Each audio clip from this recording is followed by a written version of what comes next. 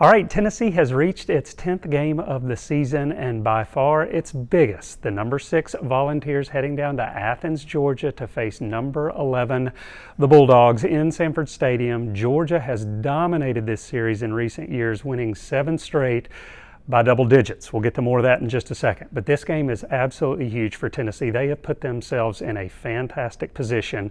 There are 3 teams in the SEC right now with 1 loss: Tennessee, Texas A&M, and Texas.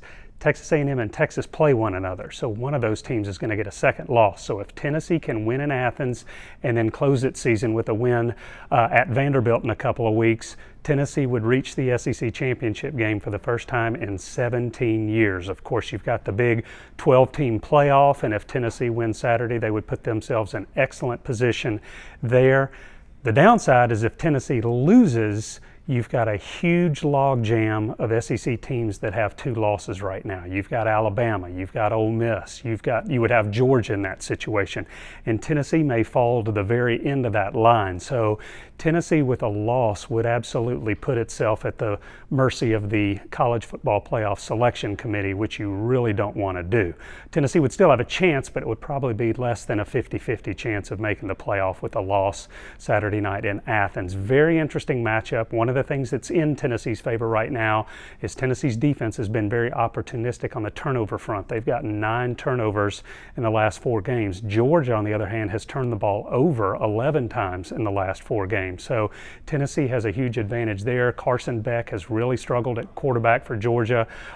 He's had 12 interceptions in the last 6 games, so he has been struggling. Tennessee, obviously the million-dollar question is Nico Iamaleava. What is his health? He did not play in the second half of Saturday's win against Mississippi State. It's only being described as an upper body injury. Is it the shoulder? Is it the head? Either way, that could certainly have an effect on Saturday's game, even if he does play. And so that becomes a huge issue. I think Tennessee's defense is so strong that they will keep this game low scoring. It was a 27-13 game a couple of years ago. That's 40 combined points.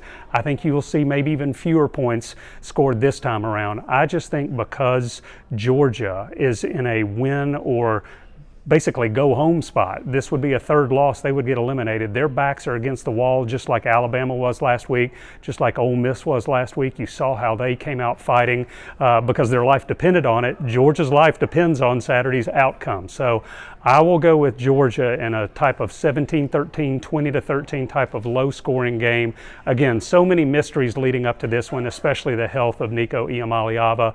But that's a storyline we'll be following with a bunch of others. So keep reading TimesFreePress.com. I'm David Paschall. Follow us in Athens this weekend. Take care, everybody.